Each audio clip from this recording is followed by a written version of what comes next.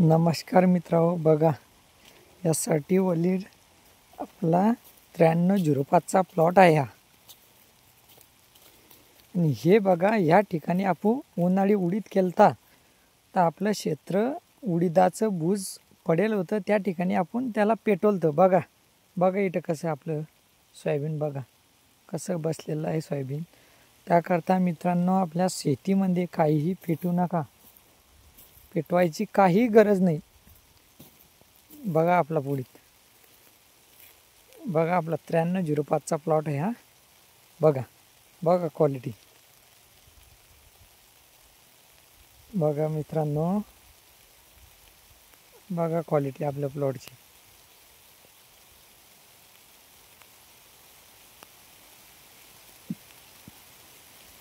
आणि मित्रांनो, लोक म्हणतात की ह्या व्हेरायटीला 9305ला ब्रांचिंग होत नाही, पण टोकन पद्धतीने केल्यानंतर सगळ्याही व्हेरायटीला ब्रांचिंग होती. बघा तुम्हाला दिसेन का हे मला कळत नाही, बघा इथं ब्रांचिंग दिसते का? हे बघा ही ब्रांचिंग, हा इथं ब्रांचिंग, इथं खाली ब्रांचिंग, इथं ब्रांचिंग, इथं ब्रांचिंग, आणि हा शेंडा.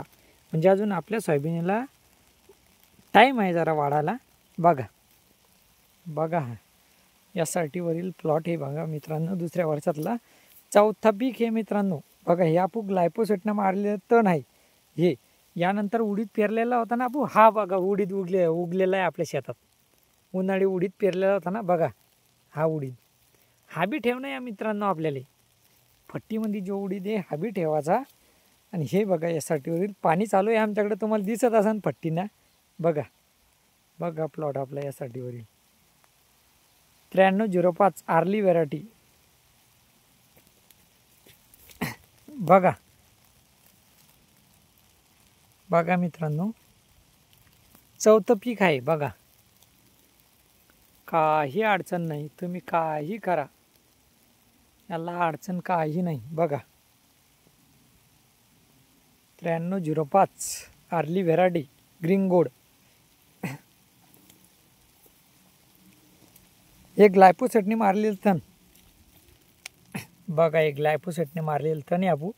आपू जमीन उकरत नाही. तुम्हाला आपू गांडूळ दाखवू शकत नाही, कारण गांडूळाला इजा होती दाखवताना. बघा एक ग्लायफोसेट. आता हे जे उगलेलं तण आहे आपल्यावरात, आपू त्याच्यावर मॅक्स मारलं होतं सोयाबीन पेरल्यानंतर.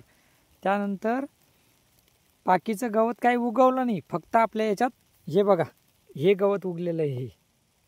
आणि याच्यावर इझिल फवारलं की सहज जळतं, काही अडचण नाही. बघा मित्रांनो, काहीच नाही. बघा आपला प्लॉट 9305 आर्ली व्हेरायटी यासाठी दुसरं वर्ष चौथं पीक. बघा